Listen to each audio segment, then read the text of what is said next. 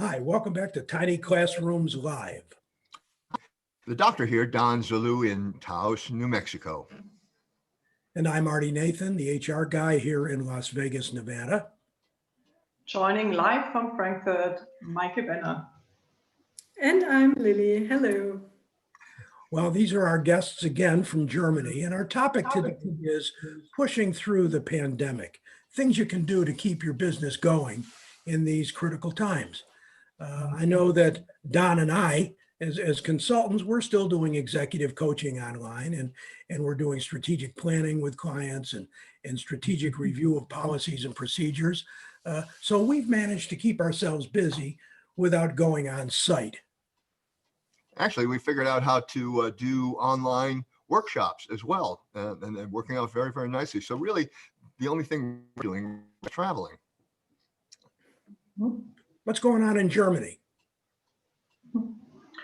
So from our side, we can definitely say that customers we had, so we consult B2B, but also B2C, so also individuals and customers we've been having. It was really easy to switch online because we already knew each other. There was a high trust basis.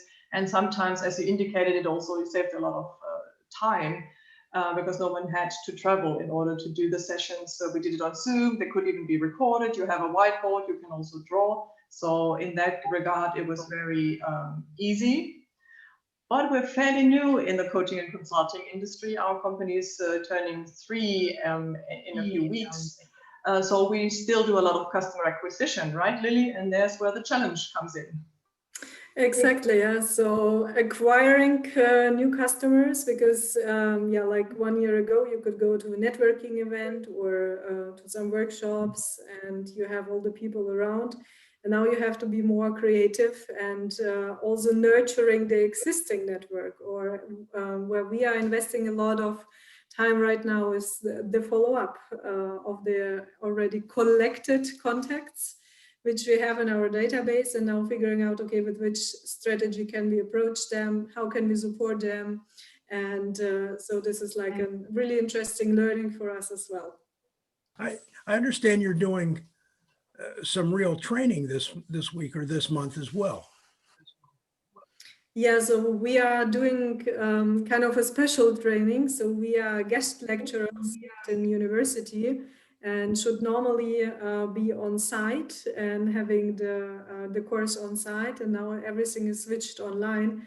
And of course, for us, as newly to the university world, from not being a student, but being a lecturer, it's kind of a different setup, but I think we managed quite well. Or Maike, what do you say? You know, absolutely. Yeah. Businesses large and small, all different kinds of industries are having to figure out new ways to do things, whether it's a restaurant or a manufacturing or a consulting business. Don and I are coming up with some new concepts as well. It's particularly how to extend the learning cycle and the learning test for folks in our client base, and as we reach out and publish articles online and that sort of thing. It's a very interesting. It was challenging at first. Now it's getting to be kind of comfortable, and we're having fun with it. And I suspect you guys will as well. Teaching in universities, interest itself, doing it online certainly adds some excitement to it, doesn't it? And now that everybody has gone online, it seems, Don and I have started a new company called Tiny Classrooms Live, Tiny Classroom Training. And these are short format videos for managers and supervisors to learn their soft skills needed to be very successful. So we have changed our business model, and I think a lot of people are doing the same. Are you both recording? I suspect your teaching is at the university is on a Zoom call. Are you recording the classes for use later? That of course was our idea, but having to use the Zoom of the university and they block it, I don't know, for whatever reason. No, we have not. But what we did, and maybe you've already seen it online, we filmed us delivering part of the course, or we also did some audio recording, because we think there's a lot of value later on. And if it's not the whole course, just in parts, first of all, it is interesting. And then also we're not in conflict with the university or even the personality rights of our students. So there's always ways to, if you deliver content, to already think of how to use it in the future, either for like marketing purposes or really, like, as you said, doing a training course. Absolutely. Yeah, it's very impressive. You both have an extensive and frequent presence on Facebook and on LinkedIn and other venues. And I see you every day with more things. My goodness, how creative.